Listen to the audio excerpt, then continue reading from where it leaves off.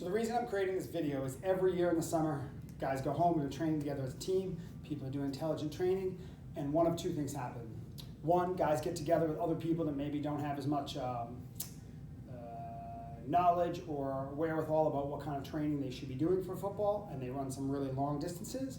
Or they oftentimes wait till the last minute, try to get in really good shape around the end of July, early August, and then they start running too much fatigue, hamstring pull. So if you want to avoid a hamstring pull, there's a couple big things we can do.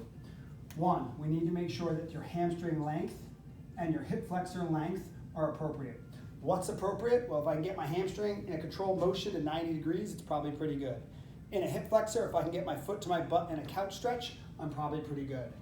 If you're not already spending 2 minutes a day on each muscle group and you don't have the required flexibility, you're going to have problems. Why hamstring and hip flexor? Well, I think hamstring is kind of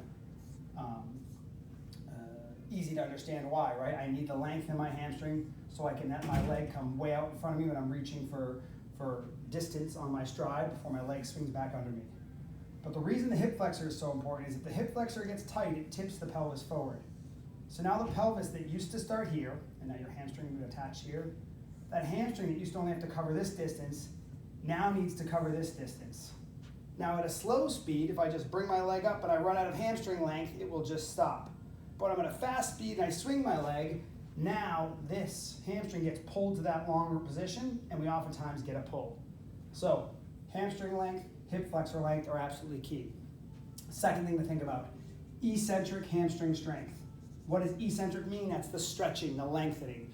Easiest example of this, and one of the best exercises you can do, are those glute ham raises. We do partner glute ham raises, but you can do a glute ham raise bench. You can do a heavy negative hamstring curl, but some sort of heavy eccentric hamstring movement. Now, while we generally don't train a lot of that like bendy part of the hamstring, we tend to train more of that extension part for reducing hamstring pulls. The bendy part is fine. Extensions from the hip are also good. But I would make sure you're putting glute ham raises in over the course of the summer if you have any hamstring concerns or are worried about this. Volume. There's two areas that volume can kill you in. One, any sprint that goes above about 25 yards, you're going to be running maximal speed now.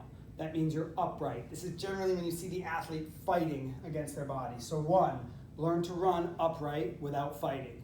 Two, keep your distances below 25 yards in a straight line.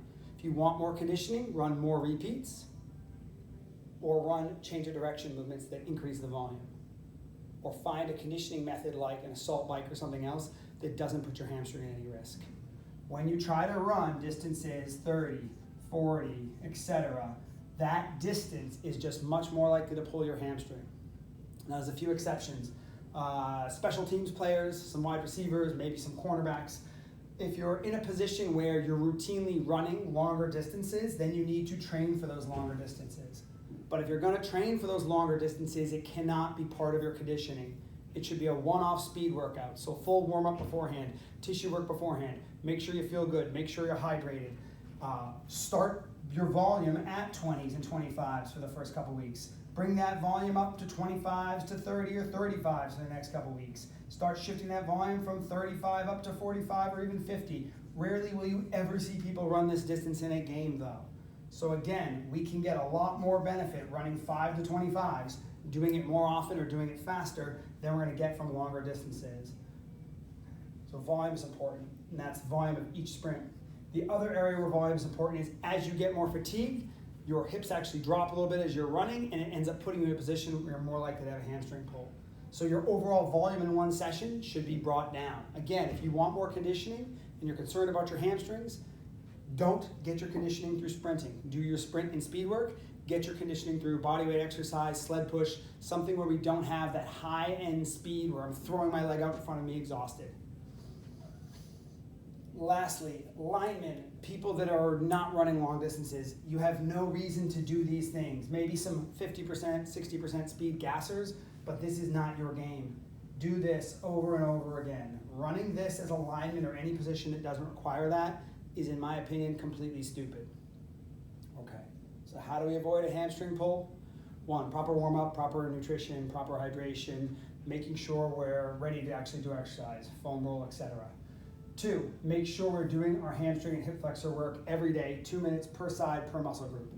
3, make sure we're getting eccentric hamstring work in. 4, keeping our volume, both overall sprint volume and sprint distance volume, smaller, make up your conditioning elsewhere.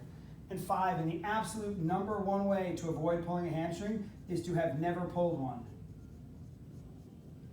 That might sound really obnoxious, or to those of you who pulled a hamstring, you're like, great, that doesn't help me. But if you've never pulled a hamstring and you follow these rules, there's no reason you should pull a hamstring.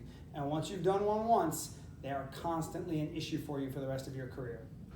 All right, lecture over. I just think it's super important to share this with you, because every year we'll get back to camp and 4 or 5 guys will be like, oh, pulled a hamstring in the last few weeks. Stop waiting for July to make a difference in your training. Get your butt in gear now. Run now. Even if it's just a little bit, do a little bit and it'll allow you to do more later.